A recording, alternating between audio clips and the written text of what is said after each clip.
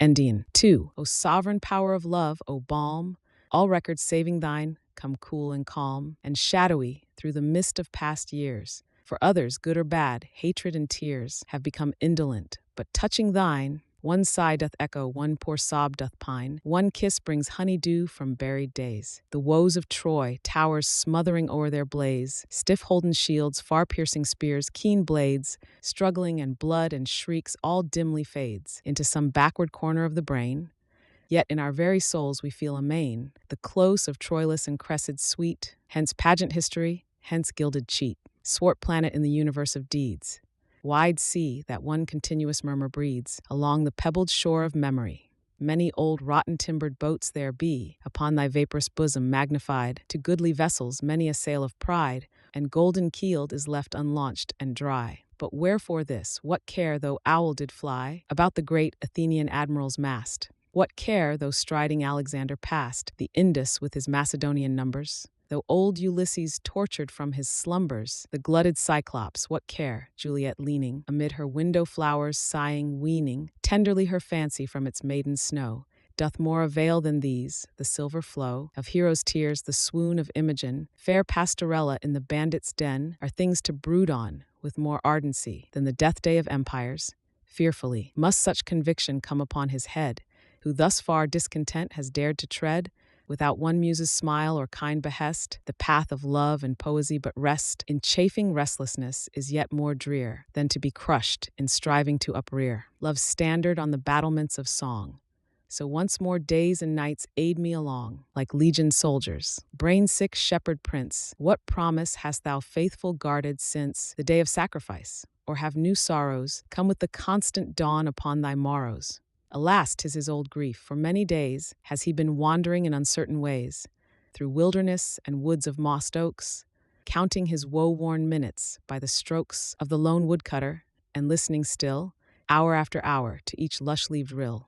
Now he is sitting by a shady spring, and elbow-deep with feverous fingering, stems the upbursting cold a wild rose-tree, pavilions him in bloom, and he doth see a bud which snares his fancy. Lo, but now he plucks it, dips its stalk in the water. How? It swells, it buds, it flowers beneath his sight, and in the middle there is softly picked a golden butterfly, upon whose wings there must be surely charactered strange things, for with wide eye he wonders and smiles oft. Lightly this little herald flew aloft, followed by glad Endymion's clasped hands. Onward it flies, from languor sullen bands, his limbs are loosed and eager on he hies, dazzled to trace it in the sunny skies. It seemed he flew, the way so easy was, and like a newborn spirit did he pass through the green evening quiet in the sun, o'er many a heath, through many a woodland dun, through buried paths where sleepy twilight dreams the summertime away. One track unseems a wooded cleft, and far away the blue of ocean fades upon him. The new he sinks adown a solitary glen where there was never sound of mortal men,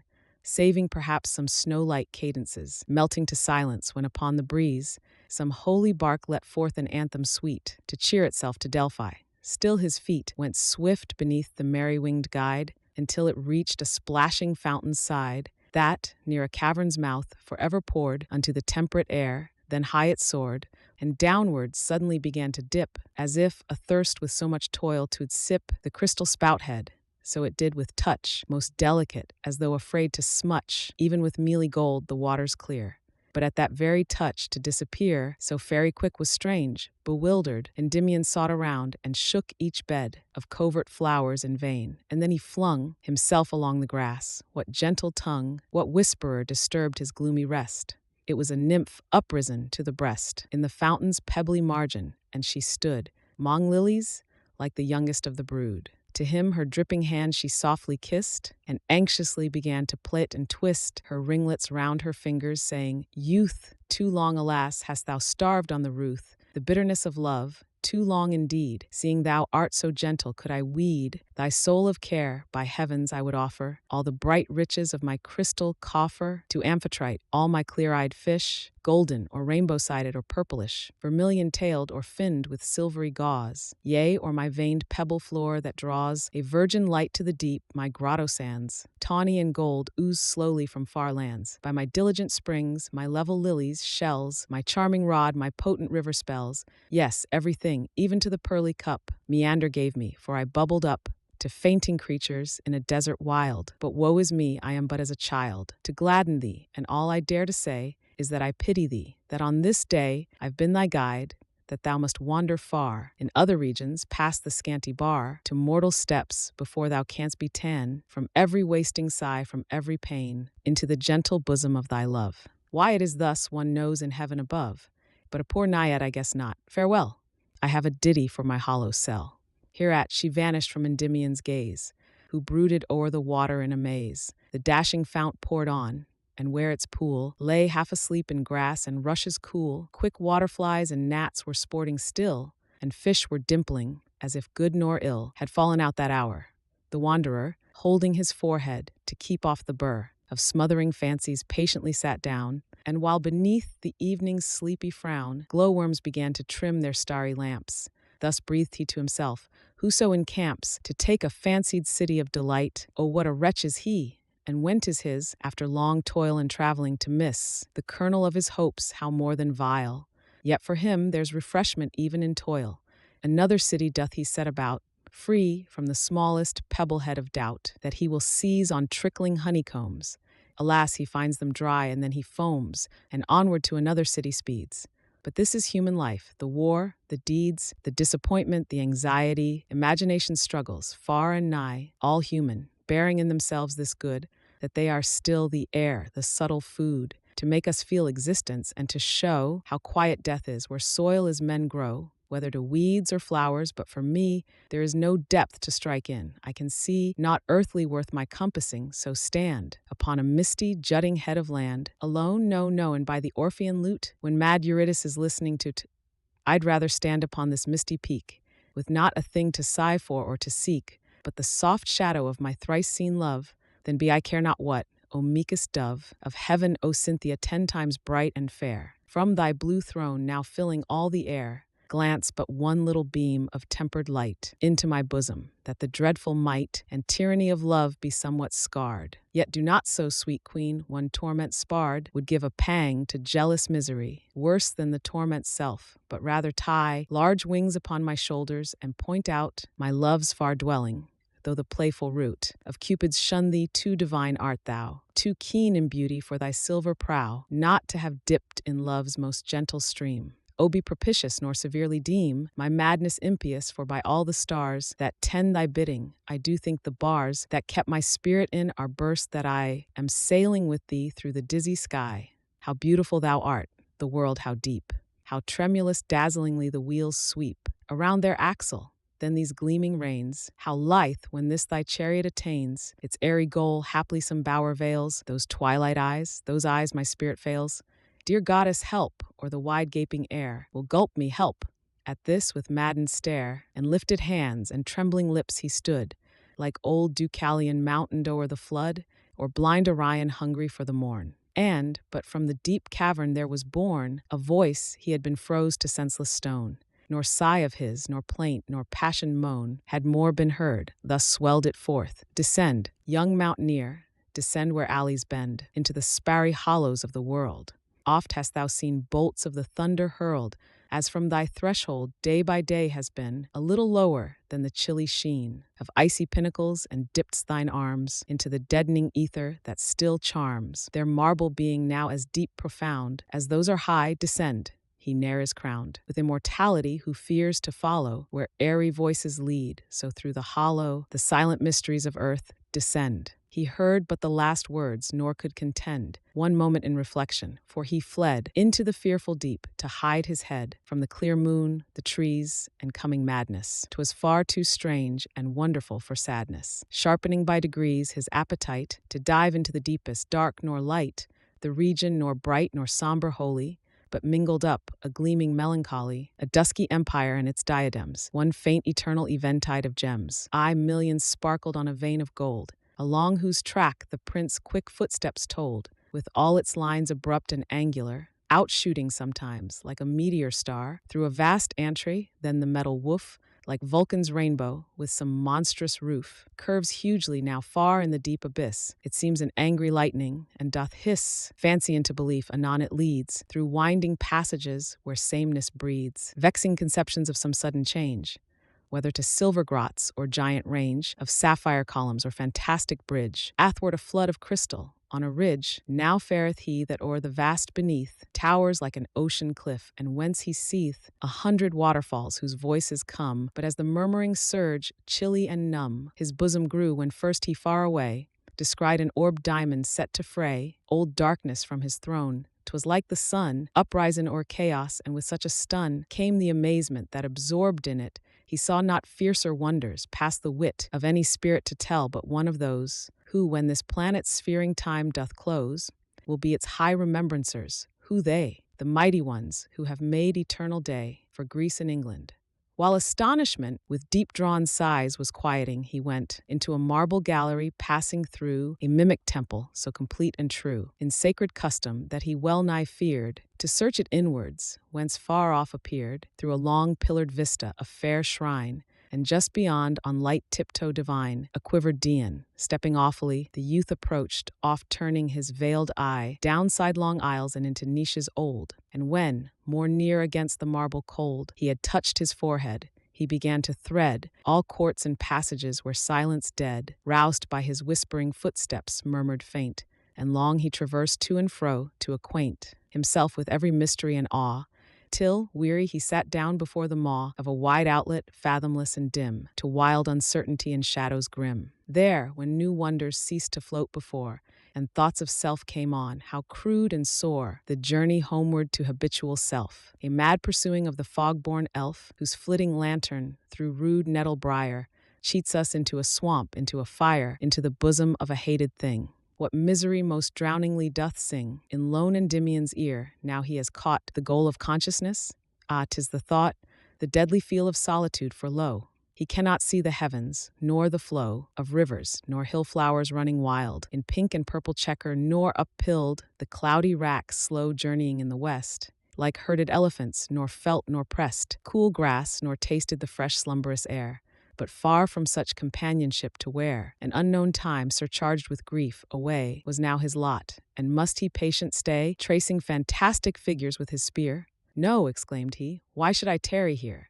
No, loudly echoed times innumerable, at which he straightway started and 'gan tell his paces back into the temple's chief, warming and growing strong in the belief 300 of help, so that when again he caught her airy form, thus did he plain, moving more near the while. O haunter chaste of riversides and woods and heathy waste, where with thy silver bow and arrows keen art thou now forested, O woodland queen, what smoothest air thy smoother forehead woos? Where dost thou listen to the wide halloos of thy disparted nymphs?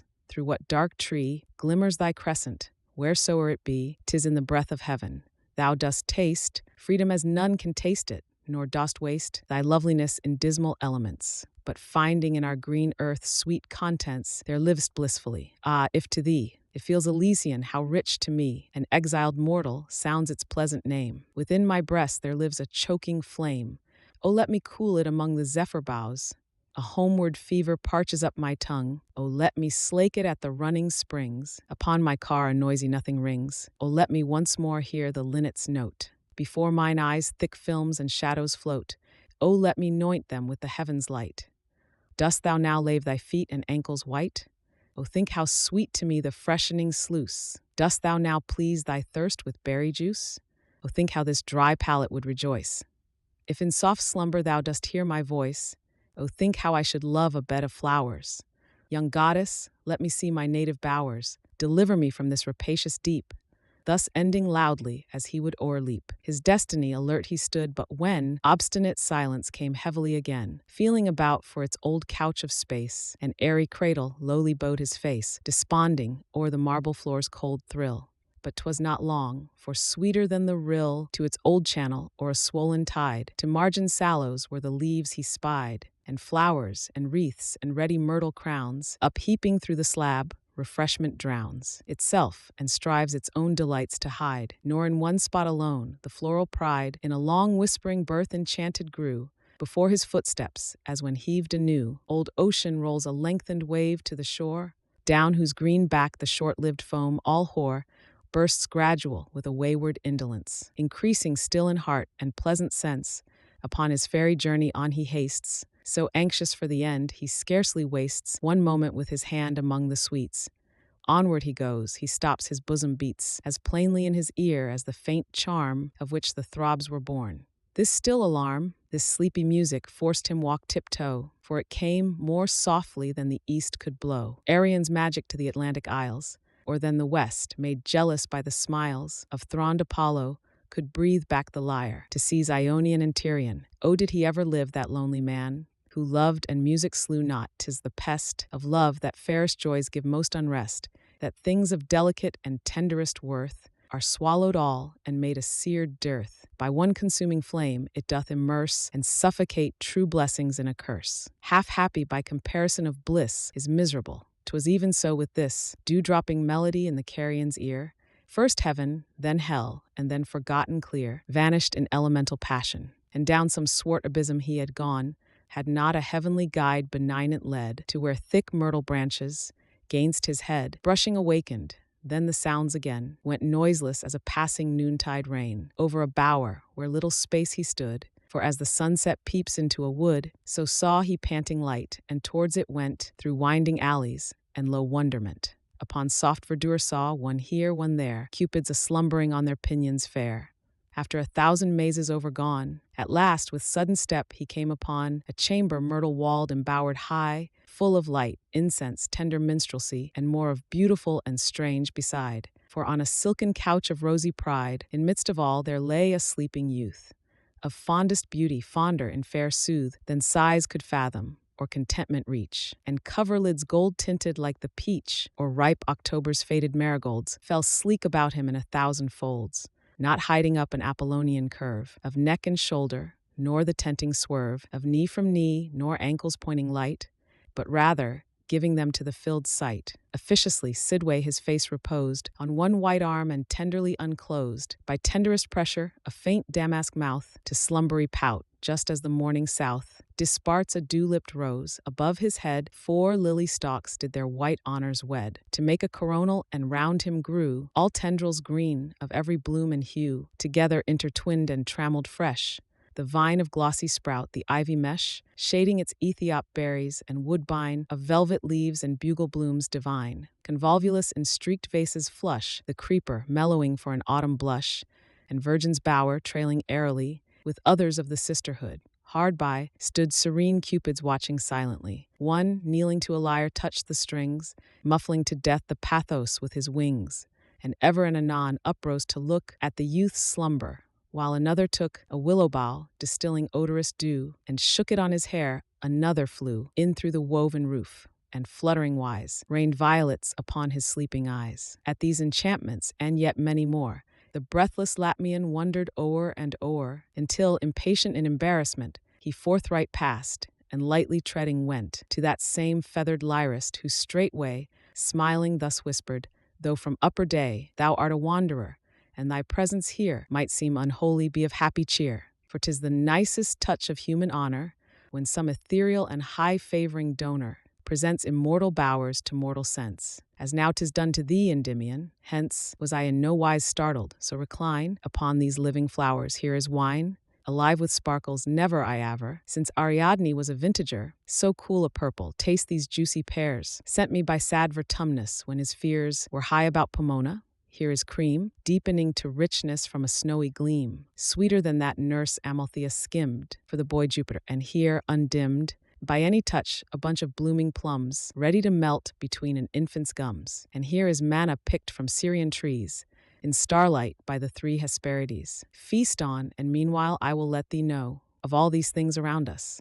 He did so, still brooding o'er the cadence of his lyre, and thus I need not any hearing tire, by telling how the sea-born goddess pinned for a mortal youth, and how she strove to bind him all in all unto her doting self, who would not be so prisoned, but fond elf, he was content to let her amorous plea faint through his careless arms, content to see an unseized heaven dying at his feet, content, O fool, to make a cold retreat, when on the pleasant grass such love, love-lorn, lay sorrowing, when every tear was born of diverse passion, when her lips and eyes were closed in sullen moisture, and quick sighs came vexed and pettish through her nostrils small. Hush, no exclaim yet, justly mightst thou call curses upon his head. I was half glad But my poor mistress went distract and mad, when the boar tusked him, so away she flew to Jove's high throne, and by her planings drew immortal teardrops down the thunderer's beard, whereon it was decreed he should be reared each summertime to life. Lo, this is he, that same Adonis, safe in the privacy of this still region all his winter sleep. I sleep, for when our lovesick queen did weep, over his waned corse the tremulous shower healed up the wound, and with a balmy power medicined death to a lengthened drowsiness, the which she fills with visions, and doth dress in all this quiet luxury, and hath set us young immortals without any let to watch his slumber through. 'Tis well nigh past, even to a moment's filling up, and fast she scuds with summer breezes to pant through the first long kiss, warm firstling to renew embowered sports in Cytherea's isle. Look, how those winged listeners all this while stand anxious. See, behold, this clamant word broke through the careful silence, for they heard a rustling noise of leaves, and out there fluttered pigeons and doves. Adonis something muttered, the while one hand, that erst upon his thigh lay dormant, moved convulsed and gradually up to his forehead. Then there was a hum of sudden voices echoing, "Come, come, arise, awake, clear summer has forth walked unto the clover sword, and she has talked full soothingly to every nested finch. Rise, cupids, or we'll give the bluebell pinch. To your dimpled arms once more sweet life begin." At this from every side they hurried in, rubbing their sleepy eyes with lazy wrists, and doubling overhead their little fists in backward yawns, but all were soon alive.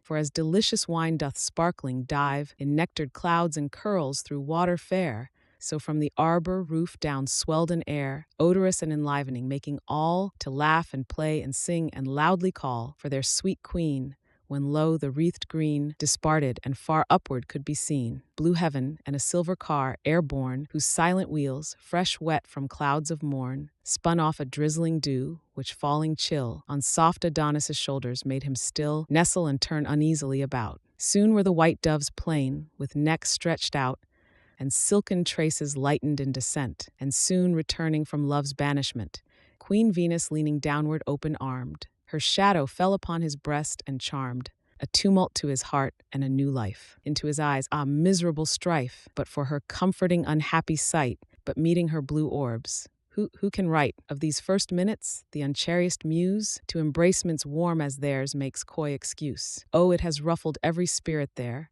saving love's self, who stands superb to share the general gladness. Awfully he stands, a sovereign quell is in his waving hands. No sight can bear the lightning of his bow. His quiver is mysterious, none can know what themselves think of it. From forth his eyes there darts strange light of varied hues and dyes.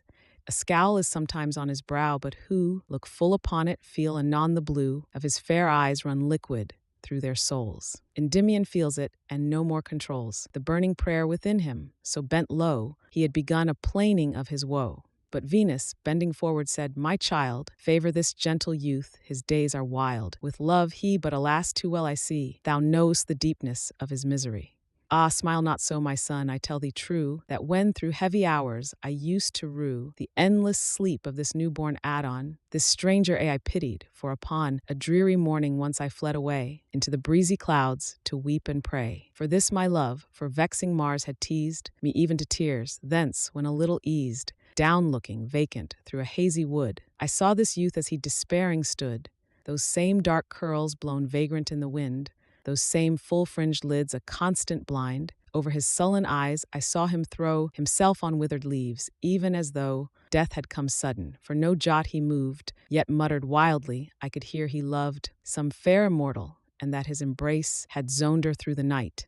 There is no trace of this in heaven. I have marked each cheek, and find it is the vainest thing to seek, and that of all things 'tis kept secretest. Endymion, one day thou wilt be blessed, so still obey the guiding hand that fends thee safely through these wonders, for sweet ends. 'Tis a concealment needful in extreme, and if I guessed not so, the sunny beam thou shouldst mount up to with me. Now adieu, here must we leave thee. At these words up flew the impatient doves, up rose the floating car, up went the hum celestial, high afar. The Latmian saw them minish into naught, and when all were clear vanished, still he caught a vivid lightning from that dreadful bough. When all was darkened with Etnian throe, the earth closed, gave a solitary moan, and left him once again in twilight lone. He did not rave, he did not stare aghast, for all those visions were o'ergone and past, and he in loneliness, he felt assured of happy times when all he had endured would seem a feather to the mighty prize.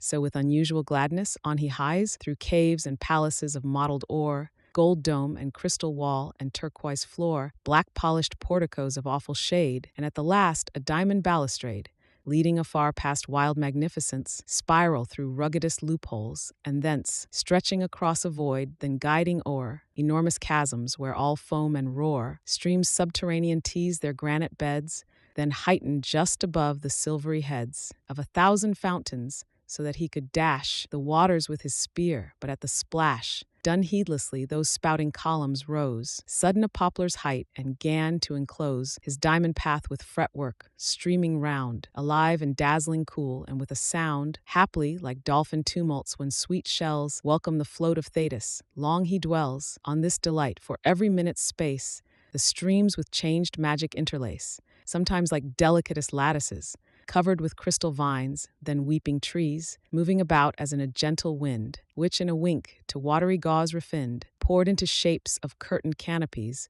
spangled and rich with liquid broideries, of flowers, peacocks, swans, and naiads fair. Swifter than lightning went these wonders rare. And then the water into stubborn streams, collecting, mimicked the wrought oaken beams, pillars and frieze and high fantastic roof of those dusk places in times far aloof, cathedrals called. He bade a loth farewell to these founts protean, passing gulf and dell, and torrent and 10,000 jutting shapes, half seen through deepest gloom and greasely gapes, blackening on every side, and overhead a vaulted dome-like heavens far bespread with starlight gems, aye, all so huge and strange, the solitary felt a hurried change, working within him into something dreary, vexed like a morning eagle, lost and weary, and purblind amid foggy midnight wolds. But he revives at once, for who beholds new sudden things, nor casts his mental slough. Forth from a rugged arch in the dusk below came Mother Cybele alone, in somber chariot, dark foldings thrown about her majesty, and front death pale, with turrets crowned. Four-maned lions hail the sluggish wheels, solemn their toothed maws, their surly eyes brow hidden, heavy paws, uplifted drowsily and nervy tails, cowering their tawny brushes, silent sails, this shadowy queen athwart, and faints away in another gloomy arch. Wherefore delay, young traveller, in such a mournful place? Art thou wayworn, or canst not further trace the diamond path? And does it indeed end, abrupt in middle air, yet earthward bend thy forehead, and to Jupiter cloud-born call ardently? He was indeed wayworn. Abrupt in middle air his way was lost. To cloud-born Jove he bowed, and there crossed towards him a large eagle, twixt whose wings, without one impious word, himself he flings, committed to the darkness and the gloom. Down, uncertain to what pleasant doom, swift as a fathoming plummet down he fell, through unknown things, till exhaled asphodel, and rose with spicy fannings interbreathed, came swelling forth where little caves were wreathed, so thick with leaves and mosses that they seemed large honeycombs of green, and freshly teemed with airs delicious. In the greenest nook the eagle landed him, and farewell took.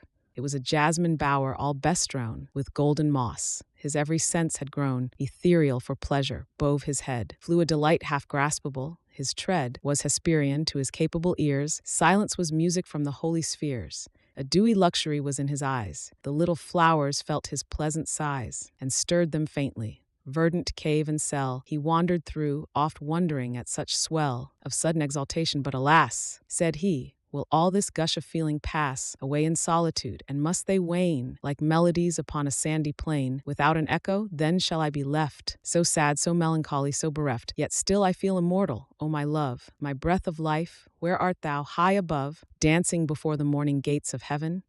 Or keeping watch among those starry seven? Old Atlas' children? Art a maid of the waters, one of shell-winding Triton's bright-haired daughters?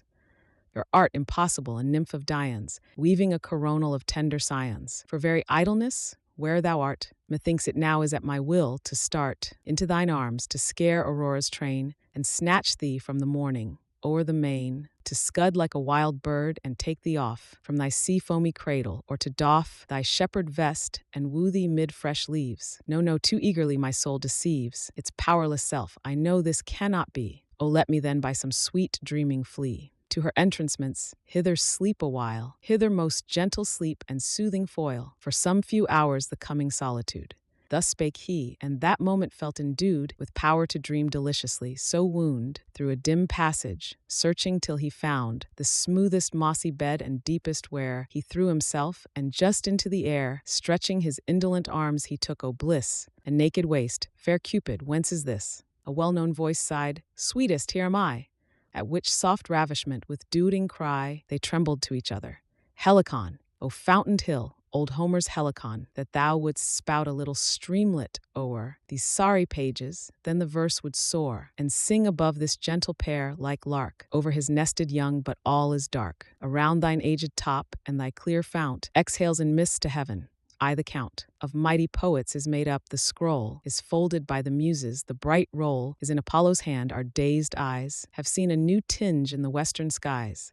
The world has done its duty, yet, oh yet, although the sun of poesy is set, these lovers did embrace, and we must weep that there is no old power left to steep a quill immortal in their joyous tears. Long time in silence did their anxious fears question that thus it was. Long time they lay, fondling and kissing every doubt away. Long time ere soft caressing sobs began to mellow into words, and then there ran 2 bubbling springs of talk from their sweet lips. O known unknown, from whom my being sips such darling essence, wherefore may I not be ever in these arms, in this sweet spot? Pillow my chin forever, ever press these toying hands and kiss their smooth excess. Why not forever and forever feel that breath about my eyes? Ah, thou wilt steal away from me again, indeed, indeed. Thou wilt be gone away, and wilt not heed my lonely madness. Speak, my kindest fair. Is it to be so? No, who will dare to pluck thee from me? And of thine own will, full well I feel thou wouldst not leave me. Still, let me entwine thee surer, surer now. How can we part? Elysium, who art thou? Who that thou canst not be forever here, or lift me with thee to some starry sphere? Enchantress, tell me by this soft embrace, by the most soft completion of thy face, those lips, O slippery blisses, twinkling eyes, and by these tenderest milky sovereignties, these tenderest, and by the nectar wine, the passion, O loved Ida the divine, Endymion, ah, unhappy me. His soul will scape us, O felicity. How he does love me, his poor temples beat to the very tune of love. How sweet, sweet, sweet. Revive, dear youth, or I shall faint and die. Revive, or these soft hours will hurry by. In trance dullness, speak, and let that spell affright this lethargy. I cannot quell its heavy pressure, and will press at least tap my lips to thine, that they may richly feast, until we taste the life of love again. What dost thou move? Dost kiss? O bliss, O pain! I love thee, youth, more than I can conceive, and so long absence from thee doth bereave my soul of any rest. Yet must I hence, yet can I not to starry eminence uplift thee, nor for very shame can own myself to thee. Ah, dearest, do not groan, or thou wilt force me from this secrecy, and I must blush in heaven. Oh, that I had done it already, that the dreadful smiles at my lost brightness, my impassioned wiles, had waned from Olympus's solemn height, and from all serious gods, that our delight was quite forgotten, save of us alone. And wherefore so ashamed? 'Tis but to atone for endless pleasure by some coward blushes. Yet must I be a coward? Honor rushes too palpable before me. The sad look of Jove, Minerva's start, no bosom shook. With awe of purity, no Cupid pinion in reverence veiled my crystalline dominion. Half lost, and all old hymns made nullity. But what is this to love? Oh, I could fly with thee into the ken of heavenly powers, so thou wouldst thus for many sequent hours press me so sweetly. Now I swear at once that I am wise, that Pallas is a dunce. Perhaps her love like mine is but unknown. Oh, I do think that I have been alone. In chastity, yes, Pallas has been sighing, while every eye saw me, my hair uptying, with fingers cool as aspen leaves. Sweet love, I was as vague as solitary dove, nor knew that nests were built. Now a soft kiss. I, by that kiss, I vow an endless bliss, an immortality of passions thine. Ere long I will exalt thee to the shine of heaven ambrosial, and we will shade ourselves whole summers by a river glade. And I will tell thee stories of the sky, and breathe thee whispers of its minstrelsy. My happy love will overwing all bounds. Oh, let me melt into thee. Let the sounds of our close voices marry at their birth. Let us entwine hoveringly, O dearth, of human words, roughness of mortal speech, lispings empyrean will I sometime teach, thine honeyed tongue lute breathings, which I gasp, to have thee understand, now while I clasp thee thus, and weep for fondness I am pained. Woe woo is grief contained, in the very deeps of pleasure my soul life. Hear it with many sobs her gentle strife, melted into a languor, he returned, entranced vows and tears. Ye who have yearned with too much passion will here stay and pity, for the mere sake of truth, as 'tis a ditty, not of these days, but long ago 'twas told, by a cavern wind unto a forest old, and then the forest told it in a dream, to a sleeping lake, whose cool and level gleam a poet caught as he was journeying to Phoebus' shrine, and in it he did fling his weary limbs, bathing an hour's space, and after straight in that inspired place he sang the story up into the air, giving it universal freedom. There has it been ever sounding for those ears whose tips are glowing hot, the legend cheers. Yon sentinel stars, and he who listens to it must surely be self-doomed or he will rue it. For quenchless burnings come upon the heart, made fiercer by a fear lest any part should be engulfed in the eddying wind. As much as here is pen doth always find a resting place, thus much comes clear and plain. Anon the strange voice is upon the wane, and 'tis but echoed from departing sound, that the fair visitant at last unwound her gentle limbs and left the youth asleep. Thus the tradition of the gusty deep. Now turn we to our former chroniclers. Endymion awoke, that grief of hers, sweet paining on his ear, he sickly guessed how lone he was once more, and sadly pressed his empty arms together, hung his head, and most forlorn upon that widowed bed, sat silently. Love's madness he had known, often with more than tortured lion's groan. Moanings had burst from him, but now that rage had passed away, no longer did he wage a rough-voiced war against the dooming stars. No, he had felt too much for such harsh jars. The lyre of his soul Aeolian tuned, forgot all violence and but communed with melancholy thought. Oh, he had swooned, drunken from pleasure's nipple, and his love henceforth was dove-like. Loth was he to move from the imprinted couch, and when he did, 'twas with slow, languid paces and face hid in muffling hands. So tempered, out he strayed, half seeing visions that might have dismayed Alecto's serpents, ravishments more keen than Hermes' pipe, when anxious he did lean over eclipsing eyes, and at the last it was a sounding grotto, vaulted, vast, o'erstudded with 1,000,000 pearls, and crimson-mouthed shells with stubborn curls, of every shape and size, even to the bulk, in which whales arbor close, to brood and sulk against an endless storm. Moreover, too, fish semblances of green and azure hue, ready to snort their streams in this cool wonder. Endymion sat down and 'gan to ponder on all his life, his youth up to the day, when mid acclaim and feasts and garlands gay, he stepped upon his shepherd throne, the look of his white palace in wild forest nook, and all the revels he had lorded there.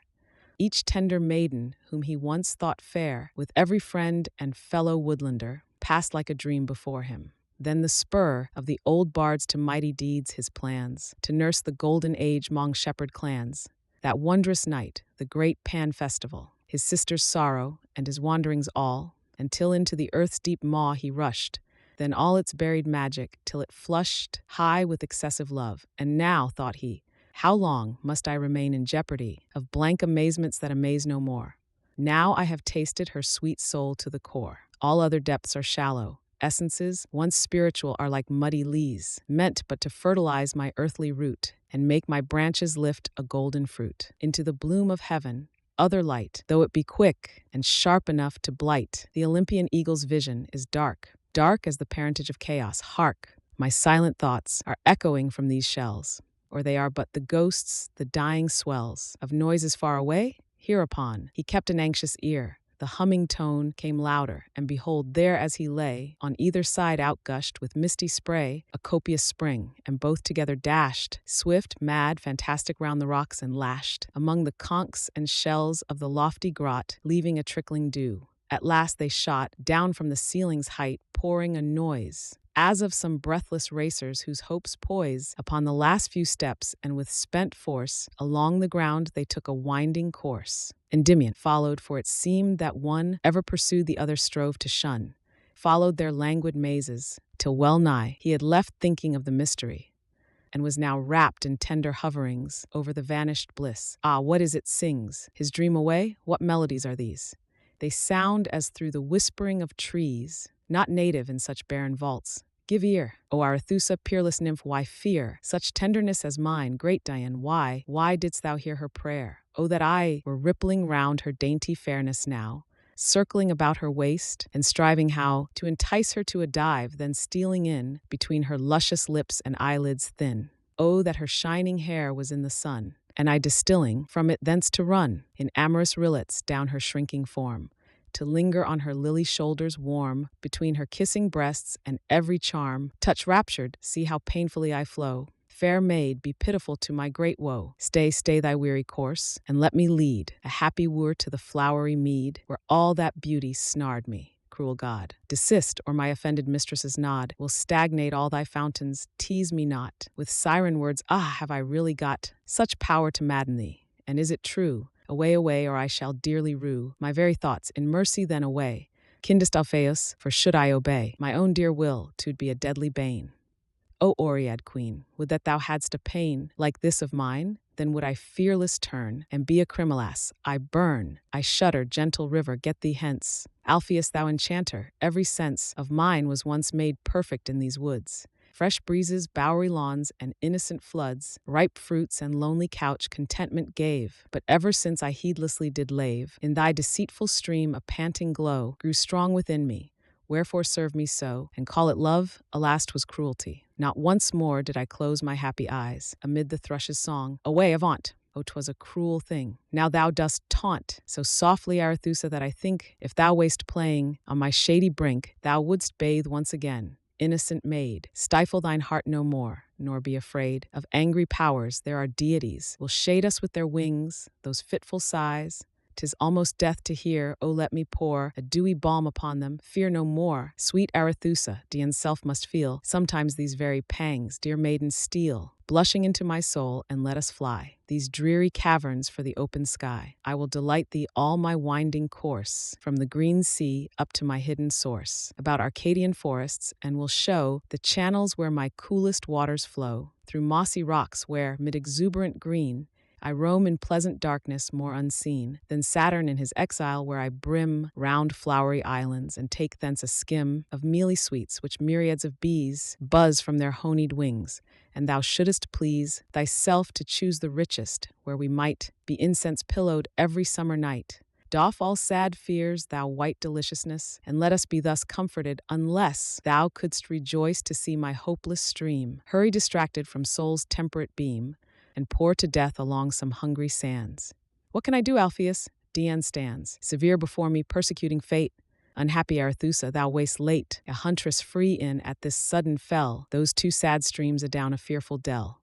The Latmian listened, but he heard no more, save echo, faint repeating o'er and o'er the name of Arethusa. On the verge of that dark gulf he wept, and said, I urge thee, gentle goddess of my pilgrimage, by our eternal hopes to soothe, to assuage, if thou art powerful, these lovers' pains, and make them happy in some happy plains. He turned, there was a whelming sound. He stepped, there was a cooler light, and so he kept towards it by a sandy path, and lo, more suddenly than doth a moment go, the visions of the earth were gone and fled. He saw the giant sea above his head,